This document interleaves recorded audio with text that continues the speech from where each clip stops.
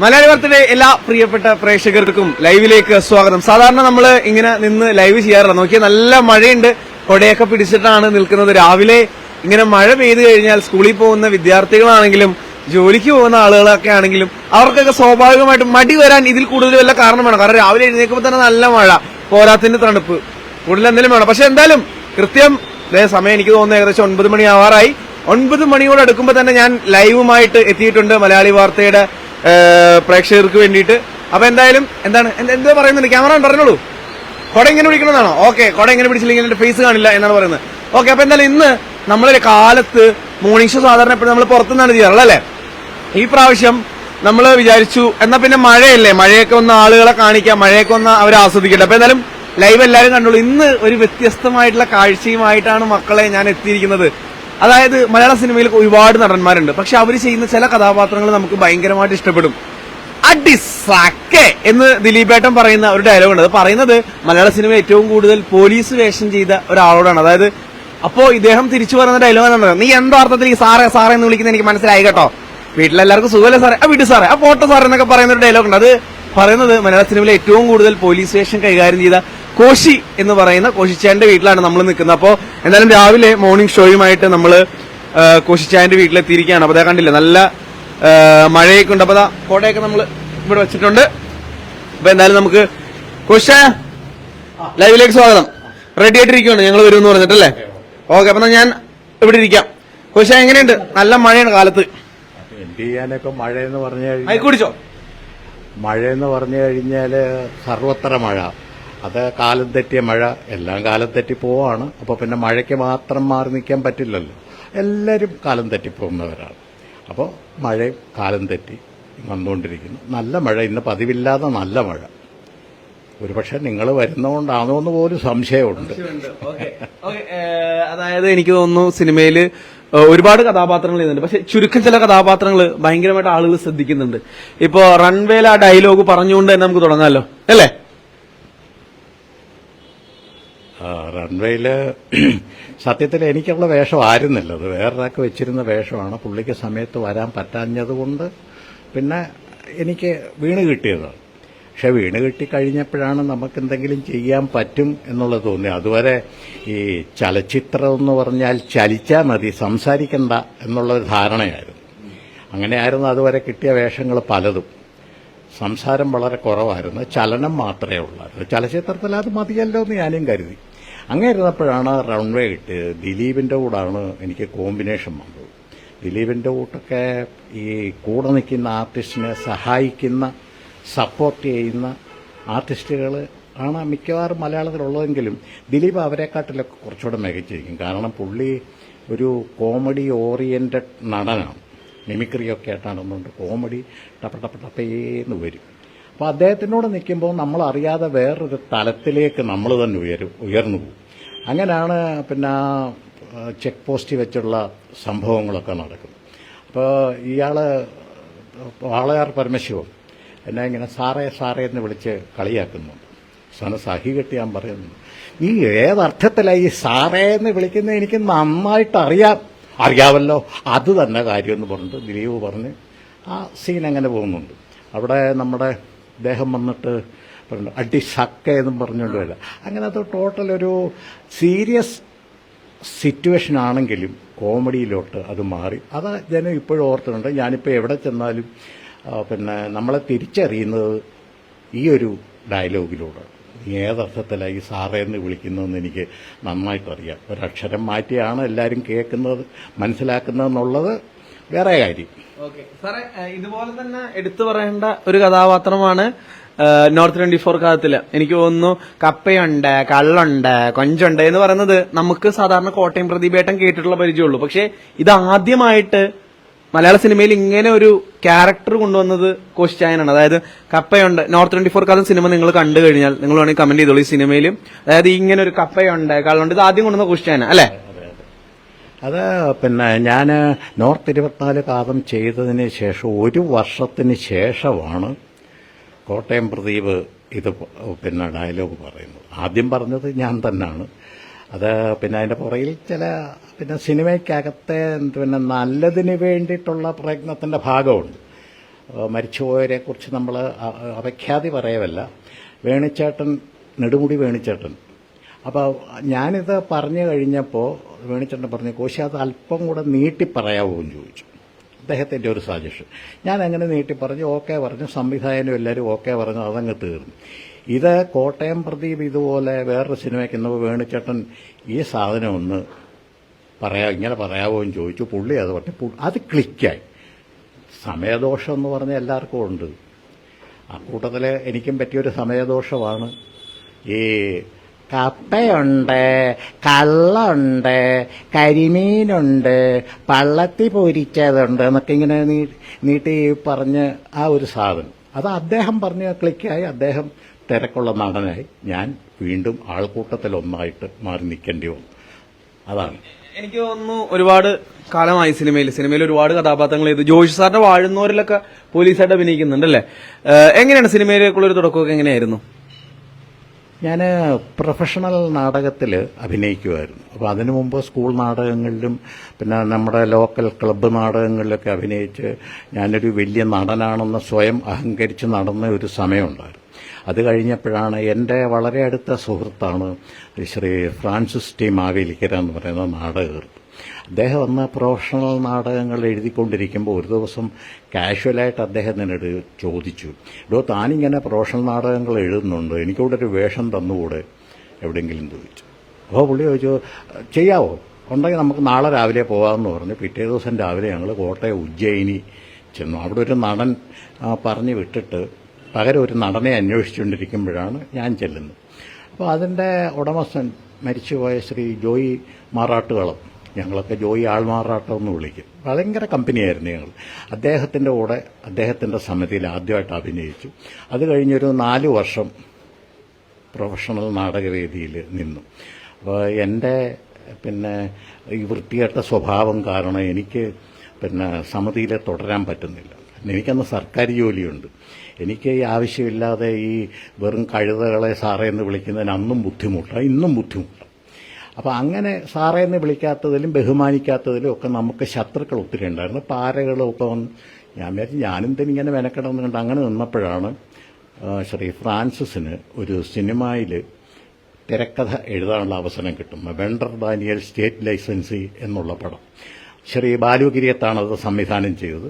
അപ്പോൾ അതിൻ്റെ തിരക്കഥയായിട്ടൊക്കെ ബന്ധപ്പെട്ട് അദ്ദേഹം മാവേലിക്കര എൻ്റെ ജന്മനാട്ടിൽ വന്നിട്ട് അവിടെ താമസിച്ചുകൊണ്ട് തിരക്കഥ തയ്യാറാക്കുന്നതിൻ്റെ ഇടയ്ക്ക് ഞാൻ അവിടുത്തെ ഒരു ഉത്സാഹ കമ്മിറ്റി മെമ്പറായിരുന്നു. ഈ തിരക്കഥയൊക്കെ എഴുതുമ്പോൾ പല കാര്യങ്ങൾക്ക് അങ്ങോട്ടും ഇങ്ങോട്ടുമൊക്കെ പോകേണ്ടി വരുമല്ലോ. അങ്ങനെ ഉത്സാഹ കമ്മിറ്റി നിന്ന് കഴിയുമ്പോൾ ബാലു സാറ് തന്നെയാണ് ഇങ്ങോട്ട് ഓഫർ ചെയ്യുന്നത്, ഫ്രാൻസിസ് നമുക്ക് കോശിക്കൊരു വേഷം കൊടുക്കണം, നല്ലൊരു വേഷം. അപ്പോൾ അദ്ദേഹം പറഞ്ഞത്, അദ്ദേഹം വിസ തുടങ്ങിയ പല ഗംഭീര പടങ്ങളും ഒക്കെ എടുത്തിട്ട് 22ാമത്തെ വയസ്സിൽ നസീർ സാറിനെ വെച്ചെടുത്ത പടമാണ് വിസ. അതൊക്കെ കഴിഞ്ഞിട്ടൊരു ഗ്യാപ്പ് വന്നിട്ട് നിൽക്കുകയാണ്. അത് കഴിഞ്ഞുള്ള പുള്ളിയുടെ ഒരു റീ എൻട്രിയാണ് ഈ വെണ്ടർ ദാനിയൽ എന്ന് പറയുന്നത്. അപ്പോൾ ആ പുള്ളിയെ പറഞ്ഞത്, ഈ പടം കൊണ്ട് ഞാൻ രക്ഷപ്പെടണം, ഫ്രാൻസിസ് രക്ഷപ്പെടണം, പുതുമുഖം എന്നുള്ള രീതി കോശിയും രക്ഷപ്പെടണം, അങ്ങനെ ഒരു നല്ല വേഷം കൊടുക്കാം എന്നും പറഞ്ഞ് എനിക്കതിനകത്ത് വെണ്ടർ ദാനിയൽ സ്റ്റേറ്റ് ലൈസൻസിനുള്ള പടം നിങ്ങൾ കണ്ടിട്ടുണ്ടേ അറിയാം. അതിനകത്ത് രവി ജാക്ക് ചെയ്ത പ്രൊഫഷണൽ കില്ലറുടെ വേഷമാണ് എനിക്ക് പറഞ്ഞു വെച്ചത്. അപ്പോൾ എൻ്റെ അടുത്ത് പറഞ്ഞു, ബാലുസാറ് പറഞ്ഞു, നാടൻ ഫൈറ്റാണ് പുള്ളി പ്രിഫർ ചെയ്യുന്നത്, അതുകൊണ്ട് ഇച്ചിരി കളരിയൊക്കെ പഠിക്കണമുണ്ട്. 1 മാസം ഒരു കളരി ആശാനെയൊക്കെ വിളിച്ചു വരുത്തി ചൂടൊക്കെ പഠിച്ച് ഞാനും ഇങ്ങനെ നിൽക്കുകയാണ്. അങ്ങനെ കാസ്റ്റിങ്ങിന് വേണ്ടിയിട്ട് അപ്പോൾ തിലകൻ ചേട്ടന്, പ്രസാദ് സാറ്, ഇവരൊക്കെ ഷൊർണൂരുണ്ടെന്ന് അറിഞ്ഞുകൊണ്ട് ഇവർക്കൊക്കെ അഡ്വാൻസ് കൊടുക്കാനും എഗ്രിമെൻറ്റ് വാങ്ങിക്കാനുമായിട്ട് എല്ലാവരും കുളനാട TVയിൽ കൂടി. അന്ന് ഞാനവിടെ ഇല്ല, ഞാൻ വീട്ടിലാണ്. അപ്പോൾ ഇങ്ങനെ ഓരോ കാസ്റ്റും ഇന്നാരി ചെയ്യണം എന്നൊക്കെ പറഞ്ഞ് അവസാനം ഈ പ്രൊഫഷണൽ കില്ലറുടെ വേഷമാണ്. അതാരാ ചെയ്യുന്നതെന്ന് ചോദിച്ചപ്പോൾ ബാലുസാർ പറഞ്ഞു, അത് നമ്മുടെ കോശിക്ക് കൊടുക്കാം, കോശി പുതുമുഖമാണ്, അയാൾ രക്ഷപ്പെടട്ടെ, അയാളും രക്ഷപ്പെടും എന്നൊക്കെ പറഞ്ഞപ്പോൾ നമ്മുടെ വളരെ അടുത്തൊരു സുഹൃത്ത് അവിടെ നിന്നുകൊണ്ട് പറഞ്ഞു, കോശി പുതുമുഖ ഫൈറ്റൊക്കെ ഉള്ളതാണ്, ഒത്തിരി ഫിലിം തിന്നുന്നു പറഞ്ഞു. അപ്പോൾ പ്രൊഡ്യൂസർ പേടിച്ചു പറഞ്ഞു, എന്നാ വേണ്ട വേറെ ആളിനെ വെക്കാമെന്ന് പറഞ്ഞ് അതാണ് രവി ജാക്ക് ചെയ്തത്. ബാബു ആന്റണിയുടെ സുഹൃത്താണ്. ബാബു ആന്റണിയെ കാസ്റ്റ് ചെയ്തപ്പോൾ അദ്ദേഹത്തിന് ഡേറ്റ് ഇല്ലാത്തതുകൊണ്ട് അദ്ദേഹത്തിന്റെ സുഹൃത്തിനെ സജസ്റ്റ് ചെയ്ത് പുള്ളി വന്ന് ചെയ്തിട്ട് പോയി. പുള്ളി അത് കഴിഞ്ഞ് 2-3 പടവും മലയാളത്തിൽ ചെയ്തു. അപ്പോൾ എൻ്റെ അടുത്തുള്ള കമ്മിറ്റ്മെന്റിന്റെ ഭാഗമായിട്ട് എനിക്കൊരു വേഷം തരാനായിട്ട് അതിനകത്തുള്ള പിന്നെ എനിക്ക് പറ്റുന്ന ഒരു വേഷം അദ്ദേഹം നോക്കിയപ്പോൾ ഒരു പോലീസ് ഓഫീസറുടെ വേഷമാണ്. അതിനകത്ത് DYSP സർക്കിളും 2 പേരെ സ്ക്രിപ്റ്റിലുള്ളൂ. മൂന്നാമതൊരു SIയുടെ വേഷം എഴുതി കയറ്റി ഈ സർക്കിൾ ഇൻസ്പെക്ടറുടെ കുറേ ഡയലോഗ്സ് എനിക്ക് തന്നുകൊണ്ട് എന്നെ അങ്ങനെ അക്കോമഡേറ്റ് ചെയ്ത് മാവേലിക്കരെ റിലീസ് ചെയ്ത് കഴിഞ്ഞപ്പോൾ പലരും സിനിമയിലൊക്കെ അഭിനയിച്ചല്ലോ അല്ലേ എന്ന് ചോദിച്ചപ്പോൾ എനിക്ക് തന്നെ ഒരു അഹങ്കാരം, ഞാനും വലിയ സിനിമാ നടനായി ഒരു തോന്നൽ. അങ്ങനെ സിനിമയിൽ വീണ്ടും അഭിനയിക്കണമെന്ന് തോന്നി. ബാലിസാറിൻ്റെ അടുത്ത പടത്തിൽ ചെന്നു. ആൾക്കൂട്ടത്തിൽ ഒരാളായിട്ട് നിന്നിട്ട് തിരിച്ചു പോരേണ്ടി വന്നു. അങ്ങനെ ഒത്തിരി അനുഭവങ്ങൾ കഴിഞ്ഞ് ഈ സ്റ്റേജ് വരെ എത്തി. ഏതർത്ഥത്തിലാണ് വിളിക്കുന്നതെന്ന് പറഞ്ഞിപ്പോൾ കാസർഗോഡ് എന്നാലും എന്നെ തിരിച്ചറിയും, സിനിമാ നടനാണ് എന്നുള്ളത് തിരിച്ചറിയും എന്നുള്ള ഒരു സ്റ്റേജിലെത്തി. അതിന് ഞാൻ ഈ പറഞ്ഞ ആൾക്കാരോടൊക്കെ പ്രത്യേകിച്ച് ദൈവത്തിനോടും നന്ദി പറയാം. ഓക്കെ, അപ്പൊ എനിക്ക് തോന്നുന്നു ആദ്യത്തെ ഒതുക്കൽ അതായിരിക്കും അല്ലേ? സിനിമയിൽ ആദ്യം കിട്ടിയൊരു ഒതുക്കൽ എന്ന് പറയുന്ന ആ ഒരു കഥാപാത്രം കിട്ടാതെ പോയതായിരിക്കും അല്ലേ? അത് ക്വയറ്റ് നാച്ചുറലാണ്. ഒരു സിനിമ എന്ന് പറഞ്ഞു കഴിഞ്ഞാൽ 100 കൂട്ടം കാര്യങ്ങളുടെ ഒരു സമ്മേളനമാണ്. എനിക്ക് അങ്ങനെ അല്ലാതെ ഉള്ള ഒതുക്കലുണ്ട്. വേറെ വളരെ പ്രശസ്തനായ ഒരു സംവിധായകൻ എൻ്റെ ഒരു സുഹൃത്തിൻ്റെ ബ്രദറിലുമായിട്ട് വരും. അദ്ദേഹം ഒരു പടം എടുക്കുന്നു. അപ്പോൾ ഈ സുഹൃത്തിൻ്റെ വീട്ടിൽ അദ്ദേഹം വന്നപ്പോൾ ഞാൻ അവിടെ ഉണ്ട്. അപ്പോൾ എൻ്റെ അടുത്ത് പറഞ്ഞാൽ അത് കോശിയല്ലേ? ഞാൻ പറഞ്ഞു അതെ സർ. ഞാനൊരു പടം എടുക്കുന്നുണ്ട്, ഒരു വേഷം ഉണ്ടോയെന്ന് എനിക്ക് ഇങ്ങോട്ട് ഓഫർ ചെയ്യും.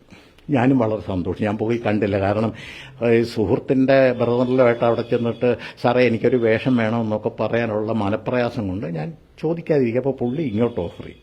വിളിച്ചോളാം, നമ്പരുണ്ടോ, ഇല്ലെങ്കിൽ ഞാൻ ഇയാളുടെ നിന്ന് വാങ്ങിച്ചോളാം എന്നൊക്കെ പറഞ്ഞിട്ട് പോയി.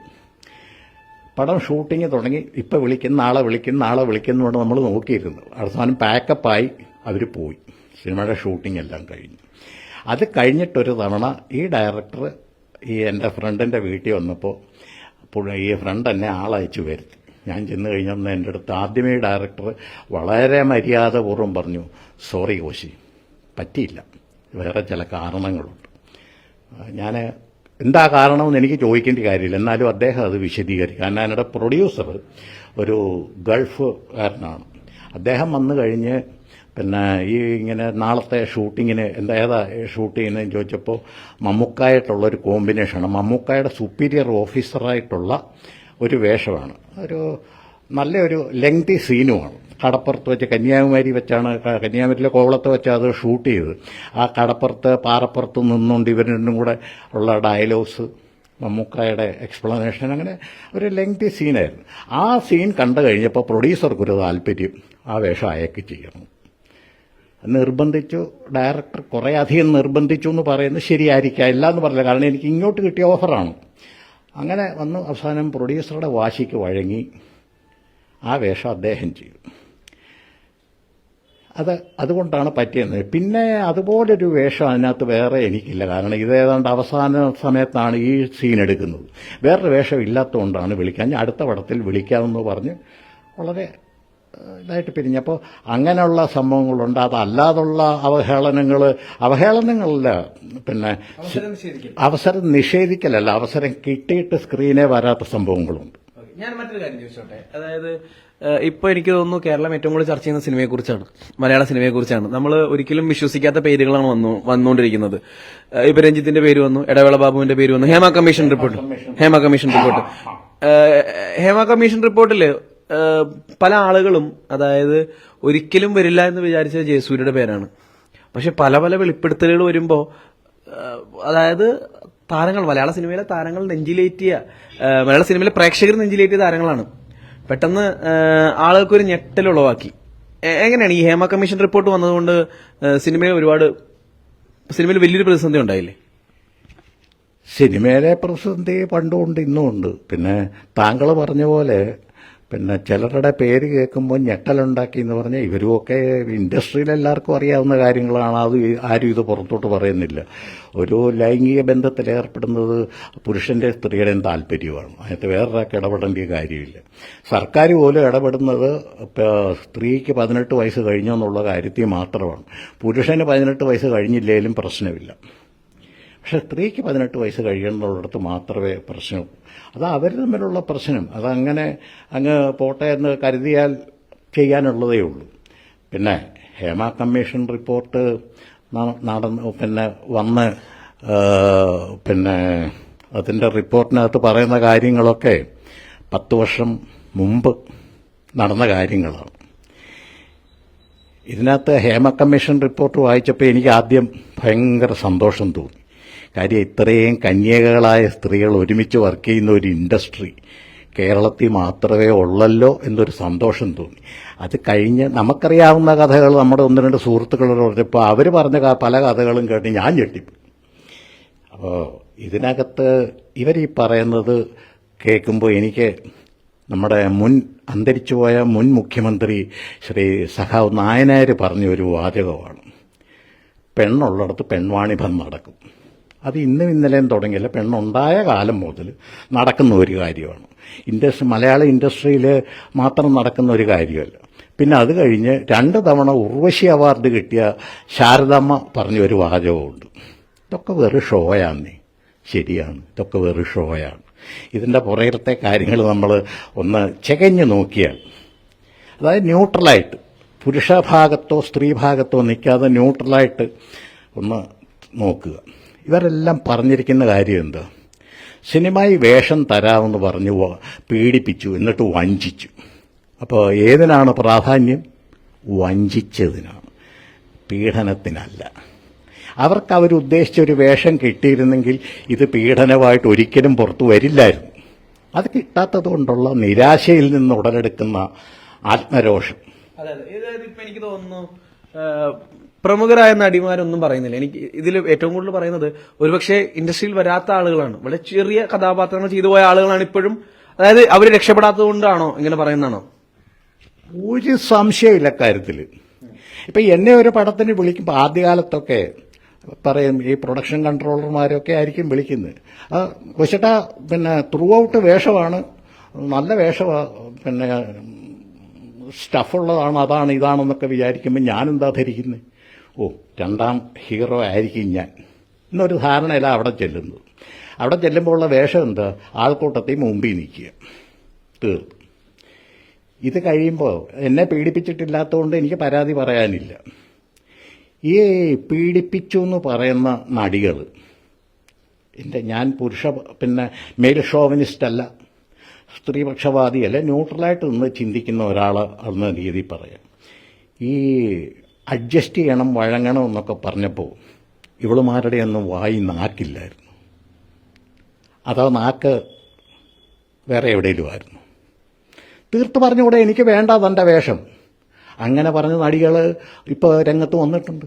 ഇവരൊക്കെ ആ സിനിമയിൽ അഭിനയിച്ചിട്ടുണ്ട്. അതായത് ഇന്ന ലൊക്കേഷനിൽ വെച്ചാണ് എനിക്ക് ഈ അനുഭവം ഉണ്ടായെന്ന് പറയുന്നു. ഇവരൊക്കെ ആ സിനിമയിൽ അഭിനയിച്ചിട്ടുണ്ട് അല്ലേ? അത് ആ സിനിമയിലെ നായികയാകുന്നുള്ള ധാരണയിൽ ചെന്ന് നായികയായില്ല. അവിടെ ചെന്നിട്ട് എന്തെങ്കിലും വേലക്കാരുടെയോ പിന്നെ നായികയുടെ കൂട്ടുകാരിയായിട്ടൊക്കെ ഉള്ളൊരു വേഷം കിട്ടും. അത്രയും ചെയ്തപ്പോൾ അവരുദ്ദേശിച്ചത് നടന്നില്ല. ഇതിന് താരതമ്യം എന്ന് പറഞ്ഞാൽ നമ്മൾ പ്രതീകാത്മകമായിട്ട് പറയുന്ന 1-2 പേരുകളുണ്ട്. പുത്തിരിക്കണ്ട മാധവി, കുന്നുംപുറ ശാന്ത എന്നൊക്കെ ചില പേരുകൾ നമ്മൾ പറഞ്ഞ് പല കഥകളും പറയാറുണ്ട്. ഇപ്പോൾ പുത്തിരിക്കണ്ടം മാധവിയുടെ അടുത്ത് ഒരാൾ ചെന്നിട്ട് ഒരു റേറ്റ് പറഞ്ഞ് സമ്മതിച്ചു, കൊണ്ടുപോയി എല്ലാം കഴിഞ്ഞ് വരുമ്പോൾ ആ കാശ് കൊടുത്താൽ മാധവി തൃപ്തയാണ്, അവൾക്കൊരു പരാതിയില്ല, അവളങ്ങ് പോവും. ആ കാശ് കൊടുത്തില്ലെങ്കിലോ തെറിവിളിയും പൂരപ്പാട്ടും ആറാട്ടായിരിക്കും. അതിൻ്റെ കാശും വാങ്ങിച്ചുകൊണ്ട് അവൾ പോവും. ഇതുമായിട്ട് വലിയ വ്യത്യാസം ഉണ്ടെന്ന് എനിക്ക് തോന്നുന്നില്ല. കാരണം വേഷം കിട്ടുമെന്ന് പറഞ്ഞപ്പോൾ നായികയുടെ വേഷം കിട്ടുമെന്ന് ധരിച്ചു പോയത് ആരുടെ കുറ്റമാണ്? നേരത്തെ ചോദിക്കണം, എന്താ വേഷം, അതിനുള്ള കഥയായിട്ടുള്ള ബന്ധം എന്താണ്, ഈ കഥയിൽ അത് പ്രാമുഖ്യമുള്ളതാണോ എന്നൊക്കെ ചോദിച്ച് മനസ്സിലാക്കണ്ടേ? ഇതിലൊക്കെ പ്രത്യേകത ഒരു കാര്യമുണ്ട്. എന്താണെന്ന് വെച്ചാൽ ഈ അമ്മത്താരങ്ങളെ ഒന്നും ഇതുവരെ കണ്ടില്ല. ഏതെങ്കിലും ഒരു അമ്മത്താരം പ്രതികരിച്ചിട്ടുണ്ടോ? തീർച്ചയായും എനിക്ക് തോന്നുന്നു സംഘടനയിൽ ഇപ്പോൾ ഉള്ള ആരും ഒരു നടിമാര് പോലും അതായത് ഒരു പേര് പറയാനോ അല്ലെങ്കിൽ ഒരു ആരോപണം നടത്താനോ നോക്കുന്നില്ല. ഇപ്പൊ ചാർമിള ഈ അടുത്ത് പറഞ്ഞു ഒരു സംവിധായകനിൽ നിന്നൊരു ദുരനുഭവം ഉണ്ടായെന്ന് പറഞ്ഞു. അതുപോലെ തന്നെ പവർ ടീമിന്റെ പേര് വന്നപ്പോൾ ദിലീപ് തലവനാണെന്ന് പറഞ്ഞു. എനിക്ക് തോന്നുന്നു ഇപ്പോഴും ദിലീപ് ഒരു തരത്തിൽ അല്ലെങ്കിൽ മറ്റൊരു തരത്തിൽ വേട്ടയാടിക്കൊണ്ടിരിക്കുകയല്ലേ? ദിലീപിന് അങ്ങനെ പവർ ഗ്രൂപ്പ് ഒന്നുമില്ല. മലയാള സിനിമയിൽ പവർ ഗ്രൂപ്പ് ഇല്ല എന്ന് പറയാനൊക്കില്ല. കാരണം ഇത് ഒരാളിനെ മാത്രം ആശ്രയിച്ച് നിൽക്കുന്ന ഒരു ബിസിനസ്സാണ്. നായകൻ എന്ന് പറയുന്ന ആളിനെ മാത്രം ബേസ് ചെയ്ത് അയാളെ മാത്രം ആശ്രയിച്ച് നിൽക്കുന്ന ഒരു ബിസിനസ്സാണ്. അപ്പോൾ ആ ബിസിനസ്സിന് കോടികൾ മുടക്കുമ്പോൾ തിരിച്ച് കോടികൾ കിട്ടണമെന്നുള്ള ആഗ്രഹം അതിൻ്റെ പ്രൊഡ്യൂസർക്കും ഡയറക്ടറായിട്ട് പങ്കെടുക്കുന്ന ഒരു ലൈറ്റ് ബോയ്ക്ക് അല്ലെങ്കിൽ ചായ കൊടുക്കാൻ നിൽക്കുന്നവർക്ക് വരെ ഉണ്ടാവും. അപ്പോൾ അത് ബൂസ്റ്റപ്പ് ചെയ്യാനുള്ള ശ്രമത്തിനിടയ്ക്ക് ബാക്കിയുള്ള കഥാപാത്രങ്ങളുടെ ഇമ്പോർട്ടൻസ് കുറയ്ക്കാൻ പറ്റില്ല, പക്ഷെ ഇയാളെ ബൂസ്റ്റ് ചെയ്ത് കാണിക്കേണ്ടി വരും. അപ്പോൾ അങ്ങനെ വരുമ്പോൾ അയാൾ ചോദിക്കുന്ന പ്രതിഫലവും ചോദിക്കുന്ന സൗകര്യങ്ങളും ഒക്കെ ചെയ്തു കൊടുക്കേണ്ടി വരും. അതൊരു മസ്റ്റാണ്. അത് ഏത് ഇൻഡസ്ട്രിയുടെയും നിലനിൽപ്പിൻ്റെ ഭാഗമാണ്, അല്ലാതെ മലയാള സിനിമയിൽ മാത്രമല്ല. അപ്പോൾ അതിനകത്ത് ഏതെങ്കിലും ഒരു ആർട്ടിസ്റ്റ് വേറെ ഏതെങ്കിലും ഒരു പടത്തിൽ മോശമായിട്ട് ചെയ്ത ഒരാളെ ചിലപ്പോൾ ഡയറക്ടറുടെയോ അല്ലെങ്കിൽ പ്രൊഡ്യൂസറുടെയോ ഒക്കെ റെക്കമെൻഡേഷനിൽ കൊണ്ടുവന്നു കഴിഞ്ഞാൽ ഈ ആർട്ടിസ്റ്റ് പറയും അയാൾ വേണ്ടെന്ന് പറയും. കാരണം അത് അയാളോടുള്ള വ്യക്തിവിരോധത്തിനെക്കാട്ടി കൂടുതൽ അയാൾ ചെയ്യുന്ന ഒരു പ്രോജക്റ്റ് നന്നായിരിക്കണം എന്നുള്ള ആഗ്രഹം മാത്രമാണ്. ഇത് സാധാരണഗതി നടക്കുന്നതാണ്. പിന്നെ ഈ പറഞ്ഞ പോലെ ഈ വ്യക്തിവൈരാഗ്യം കൊണ്ടും നടക്കാറുണ്ട്. എല്ലാവരും മനുഷ്യരല്ല, എല്ലാവരും പൂർണ്ണരായിട്ടുള്ള ഒരു മനുഷ്യനുമില്ല. എല്ലാ മനുഷ്യരും അവരുടേതായ വീക്ക്നെസ്സുകളുണ്ട്. ഈഗോ എന്ന് പറയുന്നത് ഈ ഇങ്ങനെയൊക്കെ കുറേ അധികം കാശുമൊക്കെ കിട്ടി ഒരു ഇൻഡസ്ട്രി മൊത്തം പുറകെ നടക്കുമ്പോൾ നോർമലി കുറച്ച് ഈഗോ ഉണ്ടാകും. അപ്പോൾ അയാളെ ബഹുമാനിക്കണമെന്നുള്ളത് അയാൾക്ക് തോന്നും. ബഹുമാനിക്കാത്തവരെ അയാളുടെ പടത്തിൽ വിളിക്കുന്നില്ല. കാര്യം ബഹുമാനിക്കുന്ന ലക്ഷക്കണക്കിന് ആൾക്കാർ വേറെയുണ്ട് അഭിനയിക്കാൻ, അവരെ വിളിച്ച് ചെയ്യിക്കാമെന്ന് വരും. അതൊന്നും അവസരം നിഷേധിക്കലെന്നായിട്ടോ അല്ല പവർ ഗ്രൂപ്പിൻ്റെ ഭാഗമാണെന്നോ നമുക്ക് പറയാൻ പറ്റില്ല. എനിക്ക് തോന്നുന്നു ഇപ്പൊ ദിലീപ് അടക്കമുള്ള ദിലീപ്, സിദ്ദിഖ്, ജയസൂര്യ ഇവരെല്ലാവരും ഇപ്പോഴും കുറ്റാരോപിതരാണ്. തെളിവില്ല. ഇപ്പൊ ജയസൂര്യ കഴിഞ്ഞ ദിവസം അദ്ദേഹത്തിന്റെ പിറന്നാളിനിട്ടൊരു പോസ്റ്റാണ് തെളിയട്ടെ, തെളിഞ്ഞാൽ എന്ത് ശിക്ഷ സ്വീകരിക്കാൻ ഞാൻ തയ്യാറാണെന്ന് പറഞ്ഞു. ഈ പറഞ്ഞ ദിലീപ് ആണെങ്കിലും ഇപ്പോഴും കുറ്റാരോപിതനാണ്. കോശിച്ചേട്ടൻ പറഞ്ഞു അതായത് ദിലീപായിട്ട് ആത്മബന്ധമുണ്ടെന്ന്, അതായത് മറ്റു താരങ്ങളെക്കാൾ ദിലീപ് സപ്പോർട്ട് ചെയ്യുമെന്ന് പറഞ്ഞു. അതായത് നമ്മൾ പല ഇന്റർവ്യൂവിലും കാണാറുണ്ട് ദിലീപ് സപ്പോർട്ട് ചെയ്യുന്ന ഒരു നടനാണ്. ഇപ്പൊ ദിലീപിന്റെ കാര്യം തന്നെ പറഞ്ഞാൽ എനിക്ക് തോന്നുന്നു 8 കൊല്ലം എന്തോയി ഇപ്പോഴും ആ കേസ് വലിച്ച് നീട്ടി പോയിക്കൊണ്ടിരിക്കുകയാണ്. എവിടെയെങ്കിലും വിശ്വസിക്കുന്നുണ്ടോ ദിലീപ് അങ്ങനെ തെറ്റ് ചെയ്തിട്ടുണ്ടെന്ന് വിശ്വസിക്കുന്നുണ്ടോ? ഒരു വ്യക്തി എന്നുള്ള നിലയിൽ എനിക്ക് പരിചയമുള്ള ദിലീപ് യാതൊരു കാരണവശാലും അങ്ങനെ ചെയ്യില്ല, ചെയ്യാൻ പറ്റില്ല. അത്ര നല്ല മനുഷ്യനാണ് അയാൾ. മറ്റുള്ളവരെ സഹായിക്കുന്ന കാര്യത്തിലാണെങ്കിലും പിന്നെ എല്ലാ കാര്യത്തിലും അത്രയൊരു നല്ല മനുഷ്യനാണ്.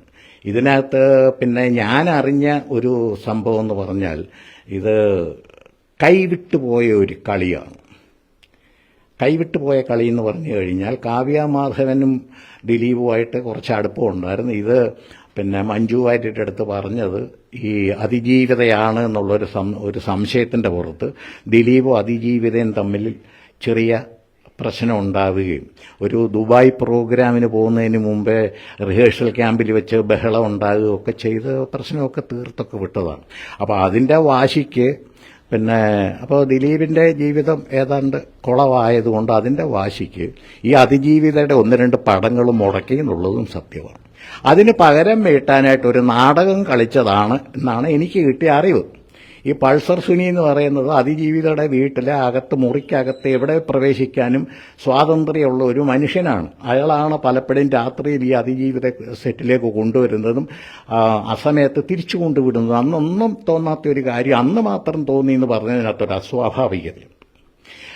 എന്ന് മാത്രമല്ല ഇതിൻ്റെ ഒരു വീഡിയോ എടുത്ത് ദിലീപിനെ ഭയപ്പെടുത്തുക എന്നുള്ളതായിരുന്നു അതിജീവിതയുടെയൊക്കെ ഉദ്ദേശം. ഞാൻ അറിഞ്ഞതാണ്. സത്യമാണോ എന്ന് എനിക്കറിയില്ല. പക്ഷെ അത് ചെന്ന് ലാൽ സാറിൻ്റെ അടുത്ത്, ലാൽ സാർ നമ്മുടെ ഡയറക്ടർ ലാൽ സാറിൻ്റെ വീട്ടിൽ ഇതിനെ കൊണ്ട് വിട്ടു. പുള്ളി ഇത് സത്യമാണെന്ന് ധരിച്ചുകൊണ്ട് ടി തോമസ് MLA ഒക്കെ വിളിച്ചു. ടി തോമസ് MLA വിളിച്ചു കഴിഞ്ഞപ്പോൾ അയാളുടെ മണ്ഡലത്തിൽ നടന്ന ഒരു അതിക്രൂരമായ ഒരു കൊട്ടേഷൻ ബലാത്സംഗം എന്ന് പറഞ്ഞുകൊണ്ട് പുള്ളി നേരെ CMനെ വിളിച്ചു. CMനെ വിളിച്ചു കഴിഞ്ഞപ്പോൾ CMന്റെ secretary, political secretary phone attend ചെയ്തു. അദ്ദേഹത്തിന് മറ്റു ചില താല്പര്യങ്ങളുണ്ടായിരുന്നു, അവർക്ക് വിവരം കൊടുത്ത് ഈ കേസ് അങ്ങ് വലുതായി, പ്രശ്നമായി. പിന്നെ ഇൻഡസ്ട്രി മൊത്തം നശിപ്പിച്ചു. പക്ഷെ ദിലീപ് അങ്ങനെ ചെയ്യുമെന്ന് എനിക്കൊരു വിശ്വാസമില്ല. ദിലീപിനെ അങ്ങനെ ചെയ്യണമെന്നുണ്ടെങ്കിൽ ഈ പൾസർ സുനിയെക്കാട്ടി നന്നായിട്ട് കാര്യങ്ങൾ ചെയ്യുന്ന ആയിരക്കണക്കിന് പേര് ഇൻഡസ്ട്രിയിലുണ്ട്. എനിക്കും അറിയാം പലരെയും, അവരെ വിളിച്ച് പറഞ്ഞാൽ മതി. ഭൂലോകത്തൊരാൾ അറിയാതെ ചെയ്യും. പക്ഷെ ഇത് വീഡിയോ എടുക്കണമെന്നും ഒക്കെയുള്ള ഒരു പ്രീ പ്ലാനിങ് ഇതിനകത്തുണ്ട്. അവിടാണ് എനിക്ക് സംശയം കൂടുന്നത്. അതുപോലെ തന്നെ ഈ പൾസർ സുനി 2 മണി, അത് ഈ പ്രശ്നം 10 മണിക്ക് കഴിഞ്ഞ് 2 മണി വരെ എറണാകുളത്തുണ്ട്. ഒരു പ്രൊഡക്ഷൻ കൺട്രോളർ വിളിച്ച് നീ എവിടെ ഉണ്ട്, ഇങ്ങനൊരു പ്രശ്നം ഉണ്ടല്ലോ എന്ന് പറഞ്ഞപ്പോഴാണ് പൾസർ സുനി മുങ്ങുന്നത് പോലും. പൾസർ സുനിയെ വൈറ്റിലെ ഹബ്ബിൽ കൊണ്ടുവിട്ട അയാൾ ഇതിനകത്ത് പ്രതിയല്ലേ, പക്ഷെ പ്രതി ചേർത്തിട്ടില്ല. അവിടുന്ന് അവൻ ആലപ്പുഴ പോയി എന്ന് പറയുന്നു. ആലപ്പുഴ പോയിട്ട് അവിടുന്ന് കോയമ്പത്തൂരിന് പോയി, കൈ പൈസ ഇല്ലാഞ്ഞതുകൊണ്ട് ആലപ്പുഴ സുഹൃത്തിൻ്റെ അടുത്ത് ചോദിച്ചപ്പോൾ അവൻ്റെയും പൈസ ഇല്ല. എൻ്റെ അമ്മയുടെ മാലയോ മറ്റോ പണയം വെച്ച് 2000 രൂപ വാങ്ങിച്ചിട്ടാണ് ഇവൻ പോയെന്ന് പറയുന്നു. ദിലീപിനെ സംബന്ധിച്ചിടത്തോളം ഒരു 10 ലക്ഷം രൂപ ഇന്ന് നിപ്പിലുണ്ടാക്കണമെന്ന് വെച്ചാൽ എറണാകുളം സിറ്റിയിൽ അയാളെ കൊണ്ട് സാധ്യമാണ് ഇപ്പോഴും അന്നും. ഈ പൾസർ സുനിക്ക് ദിലീപിനെ വിളിച്ച് പറഞ്ഞപ്പോൾ ഞാൻ UG ആണ്, അണ്ടർഗ്രൗണ്ടിൽ പോകണം, കുറച്ച് പൈസ വേണമെന്ന് പറഞ്ഞാൽ അപ്പോഴെത്തിക്കത്തില്ലേ. ദിലീപിന് ബന്ധം ഉണ്ടായിരുന്നെങ്കിൽ എന്തേ ചെയ്തില്ല? ദിലീപിന് ബന്ധമില്ലാത്തതുകൊണ്ട് എൻ്റെ അടുത്ത് ചോദിച്ചാൽ ഞാൻ കൊടുക്കും എന്ന് പറഞ്ഞ പോലെ ദിലീപ് അതിനകത്ത് ഇൻവോൾവ് അല്ലാത്തതുകൊണ്ടാണ് കൊടുക്കാഞ്ഞത്. അതുപോലെ തന്നെ കോയമ്പത്തൂരിൽ നിന്ന് എറണാകുളത്ത് വന്ന് കീഴടങ്ങണം. എത്ര കോടതികൾ കഴിഞ്ഞാണ് വന്നത് കീഴടങ്ങാൻ? ഇടയ്ക്ക് കോടതികളിൽ അവിടെ കീഴടങ്ങാൻ സമ്മതിക്കത്തില്ലേ? മജിസ്ട്രേറ്റുമാരില്ലായിരുന്നു. അപ്പോൾ അതൊക്കെ പ്രീ പ്ലാനിങ്ങിൻ്റെ ഒരു ഭാഗമാണ്. അതുകൊണ്ടാണ് ഞാൻ പറഞ്ഞത് ഞാൻ വിശ്വസിക്കുന്നില്ല, ഇപ്പോഴും വിശ്വസിക്കുന്നില്ല. ഇനി പറഞ്ഞ പോലെ തെളിവുകൾ തീരുമാനിക്കട്ടെ പ്രതി ആരാകുന്നല്ലേ. ദിലീപേട്ടന്റെ സിനിമയിലെ രാമലീല ഡയലോഗാണ്, തെളിവുകൾ തീരുമാനിക്കട്ടെ പ്രതി ആരാകുന്നു. ഇപ്പൊ എനിക്ക് തോന്നുന്നു ഇനി പല പ്രമുഖരും പേടിക്കുന്നുണ്ട്, പല നടന്മാരും ദൈവമേ ഇനി എന്റെ പേര് വരുമോ, ഇനി ഞാൻ വരും, അങ്ങനെയൊക്കെ പല നടന്മാർ. ഇപ്പൊ കൊല്ലം തുളസി ഈ അടുത്തൊരു പ്രസ്താവന ഉണ്ടായിരുന്നു. തുളസി എന്ന് പറയുന്ന ഒരാൾ വന്നപ്പോ ലൊക്കേഷനിലേക്ക് ഭയങ്കര വരവായിരുന്നു. രാത്രി പ്രൊഡ്യൂസർ വന്നപ്പോഴാണ് അദ്ദേഹം ആണാണെന്ന് പറഞ്ഞ കാര്യമൊക്കെ പറഞ്ഞു. സിനിമയിൽ അങ്ങനെ എന്തെങ്കിലും അനുഭവം ഉണ്ടായിട്ടുണ്ടോ കോശാന്? എനിക്ക് എന്നെ ഒരു തവണ കണ്ടിട്ടുണ്ട്. പിന്നെ ആ മുറിയുടെ ഭാഗത്തൂടെ മനുഷ്യരാരും പോവില്ല. അത്രയ്ക്ക് നല്ല ഭംഗിയുള്ളൊരു മുഖം എനിക്ക് ദൈവം തമ്പരാൻ തന്നിട്ടുണ്ട്. കൊല്ലം തുളസി എന്ന് പറഞ്ഞ പേര് കേട്ടോണ്ട് സ്ത്രീ ആയിരിക്കുന്ന ധാരണ പ്രൊഡ്യൂസർ രാത്രി ചെന്ന് അയാളുടെ കഥകിന് മുട്ടിയെന്നോ കഥക് തുറന്ന് ഇയാൾ അകത്ത് കയറി തുളസിയണ്ണന്റെ കൂടെ കിടന്നെന്നോ തപ്പിപ്പിടിച്ച് വന്നപ്പോൾ ആണെന്ന് തോന്നി ഇയാളെ ഇറങ്ങി ഓടി എന്നൊക്കെ കഥകൾ കേട്ടിട്ടുണ്ട്. വാസ്തവം തുളസിയണ്ണൻ തന്നെ പറഞ്ഞിട്ടുണ്ട് ഇതിന്റെ ഏതാനും ഭാഗങ്ങൾ ശരിയാണെന്ന്. അപ്പോൾ ശരിയല്ല എന്ന് പറയാൻ പറ്റത്തില്ല. കാര്യമെന്ന് പറഞ്ഞാൽ ഇത് സെക്സ് എന്ന് പറയുന്നത് മനുഷ്യർക്കുള്ള പല വികാരങ്ങളിലൊന്നു മാത്രമേ, വിശപ്പ്, ദാഹം, ദേഷ്യം, ക്രോധം, വിരോധം, വൈരാഗ്യം എന്നൊക്കെയുള്ള പല വികാരങ്ങളുണ്ട് ഒരു മനുഷ്യന്. അതിലൊന്ന് മാത്രമാണ് സെക്സ് എന്ന് പറയുന്നത്. അത് ഇതിന്റെ ഏറ്റവും ഉപരിതലത്തിൽ നിൽക്കുന്നു. പഞ്ചഭൂതങ്ങളിൽ അഗ്നിയാണ് മികച്ചത് എന്ന് പറയുന്നത് പോലെ കാമമാണ് മികച്ചു നിൽക്കുന്നത്. അത് ആദ്യകാലത്ത് മുതലുണ്ട്. പരാശര മുനിയുടെ കഥ നമുക്കറിയാം, വിശ്വാമിത്ര മഹർഷിയുടെ കഥ നമുക്കറിയാം, ദേവേന്ദ്രൻ ഗൗതമ മുനിയുടെ വീട്ടിൽ പോയ കഥ നമുക്കറിയാം. നമ്മളിതൊക്കെ പുരാണത്തിൽ പഠിച്ചിട്ടുണ്ട്. അപ്പോൾ ആരും അത്ര പുണ്യാളന്മാരൊന്നുമില്ല, പണ്ട് മുതലേ ഉണ്ട്. ചരിത്രാതീത കാലം മുതൽ നടന്നു വരുന്ന ഒരു കാര്യമാണ്. ഇതൊരു പുതിയ കാര്യമല്ല. ഞാൻ തിരിച്ചൊരു കാര്യം ചോദിക്കട്ടെ, ഈ പുതുമുഖ നടിമാരിൽ ആരെയും പീഡിപ്പിച്ചില്ലേ? അതെ, ഇപ്പോ വിജയ് ബാബു ഒരു തവണ ഒളിവിൽ പോയിട്ടുണ്ടായിരുന്നു. അതായത് ഹോം സിനിമയിൽ അഭിനയിച്ച, അതായത് വിജയ് ബാബു പ്രൊഡ്യൂസറാണ്, അദ്ദേഹം ഒരു സിനിമയിൽ വേഷം കൊടുക്കാന്ന് പറഞ്ഞു, ആ നടിയെ പീഡിപ്പിച്ചു അല്ലെ. അത് പേര് വന്നതാണ്. അതിനുശേഷം ആള് ഒളിവിൽ പോയതുമാണ്. ഞാൻ നടന്മാരെ ന്യായീകരിക്കാൻ വേണ്ടി സംസാരിക്കുകയല്ല, ഇതിന്റെ സംഭവങ്ങളുടെ കാര്യങ്ങൾ വിശദീകരിച്ചേ ഉള്ളൂ. ഇപ്പോൾ ഒരു നടി ഈ ലേലം വിളി പോലാണ് എത്ര പേര് പീഡിപ്പിച്ചു എന്നുള്ളതിന്റെ കണക്ക് പറഞ്ഞുകൊണ്ടിരിക്കുന്നത്. ഈ നടിയെ ഒന്നും അവളുടെ വീട്ടിൽ ചെന്നല്ല പീഡിപ്പിച്ചത്, നടന്മാരോ അല്ലെങ്കിൽ ഡയറക്ടർമാരോ താമസിക്കുന്നിടത്ത് പോയിട്ടാണ് പീഡിപ്പിക്കപ്പെട്ടത്, അല്ലാതെ വേറെ എങ്ങും വെച്ചല്ല. ഈ നടിയെ 8 തവണയോ 9 തവണയോ ഒക്കെ പീഡിപ്പിച്ച് ഇത്രയും നാൾ മനസ്സിലായില്ലേ ഇത് പീഡിപ്പിക്കലാണ്. ഇവക്കൊരു തള്ള ഉണ്ടാവണമല്ലോ, ഈ നടിക്ക് ഒരു അമ്മയുണ്ടാവണം. ഇവക്കറിയത്തില്ല, പോട്ടെ, സമ്മതിച്ചു. അമ്മയ്ക്കറിയാവല്ലോ, അല്ല വീട്ടിലുള്ള മറ്റു സ്ത്രീകൾക്കറിയാവല്ലോ. ഈ മസ്കറ്റ് ഹോട്ടലിലോട്ട് ഒരു നടൻ വിളിച്ചാൽ ഉടനെ ഇവളെന്തിനാ ഓടിച്ചെല്ലുന്നത്? അപ്പോൾ അതിന്റെ പുറകിലുള്ള കാര്യം എന്ന് പറഞ്ഞാൽ സിനിമയിൽ നിന്ന് കിട്ടുന്ന പേരും പണവും പ്രശസ്തിയും അതുമാത്രമാണ്. അത് കിട്ടാതെ വരുമ്പോൾ നിരാശ ഉണ്ടാവും, ഫ്രസ്ട്രേഷൻ എന്ന് പറയും. ആ ഫ്രസ്ട്രേഷനിൽ നിന്ന് ഉയരുന്ന ആത്മരോഷമാണ് ഈ കാണിക്കുന്നത്. ഈ പറഞ്ഞ നടന്മാർ മാത്രമേ പീഡിപ്പിച്ചിട്ടുള്ളൂ. അടുത്തൊരു സംശയം എൻ്റെ ചോദിക്കുകയാണ്. ഞാൻ സ്ത്രീ വിരോധിയല്ല, അവർക്ക് വേണ്ടി സംസാരിക്കേണ്ട, പുരുഷന്മാർക്ക് വേണ്ടി സംസാരിക്കാൻ ന്യൂട്രലായിട്ടുള്ള സംശയങ്ങൾ ചോദിക്കും. ഇവർ മാത്രമേ പീഡിപ്പിച്ചുള്ളൂ. ബാക്കിയൊക്കെ ഇവൾ വിചാരിച്ച പോലെ കാര്യങ്ങളാണ്. ഞാൻ പറഞ്ഞ പിന്നെ ഒന്നും പറഞ്ഞ് ശാന്തയും ഒക്കെ ചെയ്യുന്ന അതേ പ്രവൃത്തി തന്നെ. ഒരു കാര്യം കൊടുത്തിട്ട് തിരിച്ചൊരു പ്രതിഫലം വാങ്ങുക, ആ പ്രതിഫലം പിന്നെ ഉദ്ദേശിച്ച രീതി കിട്ടിയില്ല ബഹളം ഉണ്ടാക്കുക, പിന്നെ ചെയ്യാൻ പറ്റുന്നത് ആകെ നാറ്റിക്കുക. ഇതാണ് എനിക്ക് തോന്നുന്നു. പുതുമുഖ നടിമാരുടെ കാര്യം പറഞ്ഞപ്പോൾ ഐശ്വര്യലക്ഷ്മി ഇതുവരെ സംഘടനയിൽ ചേർന്നിട്ടില്ല. അതായത് ഐശ്വര്യലക്ഷ്മി നിലപാട് വ്യക്തമാക്കിയിട്ടുണ്ട്. പാർവതി തിരുവോത്ത് അവരുടെ നിലപാട് വ്യക്തമാക്കിയിട്ടുണ്ട്. ഇനി എനിക്ക് തോന്നുന്നു അമ്മ സംഘടനയിൽ എനിക്ക് തോന്നുന്നു സെക്രട്ടറി ആവാൻ, അല്ലെങ്കിൽ പൃഥ്വിരാജിനെ പറ്റി പറയുന്നത് വളരെ നിലപാടുള്ള ഒരു മനുഷ്യനാണെന്നൊക്കെ പറയുന്നുണ്ട്. എങ്ങനെ പൃഥ്വിരാജ് സെക്രട്ടറി സ്ഥാനത്തേക്ക് വന്നാൽ എന്തെങ്കിലും മാറ്റം ഉണ്ടാവുമോ? ഇതിന് മാറ്റം ഉണ്ടാണ് ദൈവം നമ്പരം വിചാരിക്കണം. ഈ വികാരം പുരുഷനിൽ നിന്ന് സ്ത്രീയിൽ നിന്ന് എടുത്ത് മാറ്റാതെ പൃഥ്വിരാജല്ല, സാക്ഷാൽ സുകുമാരൻ സാറ് വന്നാൽ പോലും ഒരു മാറ്റം ഉണ്ടാകത്തില്ല. ഇതൊക്കെ ഇങ്ങനെ തന്നെ നടക്കും. ഇന്ന് തുടങ്ങിയതല്ല, അത് നാളെയും തുടരും. ഈ ഇവിടെ സെക്സ് സ്റ്റാർവേഷൻ എന്ന് പറയും, ലൈംഗിക ക്ഷാമമുണ്ട് നമ്മുടെ കേരളത്തിൽ. ഈ പൊതുവെ ഇന്ത്യയിലെന്ന് പറഞ്ഞാൽ പ്രത്യേകിച്ച് കേരളത്തിലെ പുരുഷന്മാർക്ക് ലൈംഗിക ക്ഷാമമുണ്ട്. ലൈംഗിക ബന്ധത്തിന് അല്ലെങ്കിൽ അങ്ങനെയുള്ള കാര്യങ്ങൾക്ക് ഒരു ക്ഷാമവും ഇല്ലാത്ത പടിഞ്ഞാറൻ രാജ്യങ്ങൾ, യൂറോപ്യൻ കൺട്രീസിൽ ബലാത്സംഗം നടക്കുന്നില്ലേ? ബലാത്സംഗം നടന്നാൽ തലവെട്ടു എന്ന് പറയുന്ന പിന്നെ അറബ് കൺട്രീസിൽ ബലാത്സംഗം നടക്കുന്നില്ല, എല്ലായിടത്തും നടക്കും. എല്ലാ മേഖലയിലും ഇതൊക്കെ സർവ്വസാധാരണമാണ് എന്ന് പറയുന്ന പോലെ, അല്ലെങ്കിൽ എല്ലാ മേഖലയിലും ഉണ്ട്. പക്ഷെ സിനിമയിലേക്ക് വരുമ്പോൾ ആളുകൾ കൂടുതലും ഒരു കളർഫുൾ ആയതുകൊണ്ട് ആളുകൾ കൂടുതൽ ശ്രദ്ധിക്കും. വേറൊരു കാര്യമുണ്ട്, ഈ സിനിമാ മേഖലയിൽ മാത്രമാണോ ഇത് നടക്കുന്നത്? രാഷ്ട്രീയ പാർട്ടികൾ നോക്കി. ഇപ്പൊ നമ്മുടെ മുഖ്യമന്ത്രിയുടെ പൊളിറ്റിക്കൽ സെക്രട്ടറി ഇരിക്കുന്ന അദ്ദേഹത്തിന് എന്തിനാ പാർട്ടിയിൽ നിന്ന് എടുത്ത് കളഞ്ഞത്? അദ്ദേഹം ഇപ്പൊ എവിടെ ഇരിക്കുന്നു? അപ്പൊ ഇതെല്ലായിടത്തും ഉണ്ട്. അന്വേഷിക്കുന്നുണ്ടെങ്കിൽ സിനിമാ മേഖല മാത്രമല്ല, സമഗ്രമായിട്ടുള്ള അന്വേഷണമാണ്. സകല ഇൻഡസ്ട്രിയിലും ഇത് കൊണ്ടുവരണം. കൊണ്ടുവന്നിട്ട് ഈ പറഞ്ഞ പോലെ സ്ത്രീകൾക്ക് സുരക്ഷ കൊടുക്കണം. ഞാൻ അക്കൂട്ടത്തിലെ ഞാനും ഉണ്ട്. പിന്നെ പറഞ്ഞു വഞ്ചിച്ചിട്ടുണ്ടെങ്കിൽ ന്യായമായ ശിക്ഷ അയാൾക്ക് കിട്ടിയിരിക്കണം. അല്ലാതെ വേഷം ചെറുതായി പോയി സമ്മതിച്ച പ്രതിഫലം തന്നില്ല എന്നൊക്കെ പറഞ്ഞുകൊണ്ട് നാറ്റിക്കാൻ നടക്കുന്നത് പറയുന്നത് ശുദ്ധ മലയാള ഭാഷയെ പറഞ്ഞ ചെറ്റത്തരമാണ്. അല്ലാതെ അതിനകത്ത് കൂടുതൽ പറയാനില്ല. ഓക്കെ, എന്തായാലും നമ്മള് കുറച്ചു ദിവസമായിട്ട് ഹേമ കമ്മിറ്റി ഇങ്ങനെ കത്തിക്കൊണ്ടിരിക്കുകയാണ് അല്ലേ? ഹെമേ ഹെമേ എന്നാണ് കേരളം മുഴുവൻ പറഞ്ഞുകൊണ്ടിരിക്കുന്നത്. പല പല വെളിപ്പെടുത്തലുകൾ വരുന്നു. ഓരോ ദിവസവും ചാനലുകാർക്കും ഭയങ്കര കൗതുകമാണ് ഓരോ ദിവസം ന്യൂസ് ചെയ്യാൻ വരാനായിട്ട്. കാരണം ഈ പ്രാവശ്യം ആരുടെ പേര് വരും, ആരൊക്കെ പുതിയ വെളിപ്പെടുത്തലുകൾ നടത്തും എന്നുള്ള കാര്യത്തിലൊക്കെയാണ്. പക്ഷെ എന്നാലും മലയാളി വാർത്തയുടെ പ്രേക്ഷകർ ലൈവ് കണ്ടുകൊണ്ടിരിക്കുന്നുണ്ട്. എന്തായാലും കൊച്ചാ നമുക്ക് ആ ഡയലോഗ് എന്ന് പറയാമല്ലോ. ഞാൻ അടി സക്കേന്ന് പറയാം, ബാക്കി ഡയലോഗ് പറഞ്ഞു. നീ എന്തോ അർത്ഥത്തിലേക്ക് സാറെ പറഞ്ഞു നോക്കിയാൽ എനിക്ക് പ്രേക്ഷകർ കുറച്ചുകൂടി അത് എത്രയോ നാളിന് മുമ്പ് പറഞ്ഞു. എന്നാലും പറയാം, നിർത്തണം നിന്റെ ഈ സാർ വിളി. നീ ഏതർത്ഥത്തിലായി സാറേന്ന് വിളിക്കുന്ന എനിക്ക് നന്നായിട്ട് അറിയാം കേട്ടാ. നിർത്തടാ, നിൽക്കാൻ. ഓക്കെ, അടിപൊളി. വിട് സാറേ, പോട്ടെ സാറേ. ഓക്കെ, എന്തായാലും മോർണിംഗ് ഷോ ആണ്, രാവിലെയാണ്. അപ്പൊ എല്ലാവരും പല പല തിരക്കുകളിലായിരിക്കും. എന്തായാലും എനിക്കൊന്ന് അത്യാവശ്യം നല്ല രീതിയിൽ ആളുകൾ കാണുന്നുണ്ട്, റീച്ച് ഉണ്ടല്ലേ?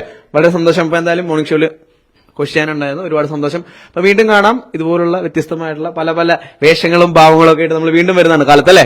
ആയിക്കോട്ടെ. എല്ലാവർക്കും പ്രേക്ഷകർക്ക് എല്ലാവർക്കും എന്റെ നന്ദി. ഇത് കണ്ട് സഹിച്ചിരുന്നതിന് എന്റെ പ്രത്യേക നന്ദിയും കൂടെ രേഖപ്പെടുത്തുന്നു. അപ്പൊ താങ്ക് യു, ബൈ. അപ്പൊ എന്തായാലും ഒരു കാര്യം പറയാം, താങ്ക് യു എന്ന് മാത്രം പറഞ്ഞു പോയിട്ട് കാര്യമില്ല. ക്യാമറമാൻ രാജീവായ പറഞ്ഞതിനോടൊപ്പം ആദിനാരായണനും കോശി.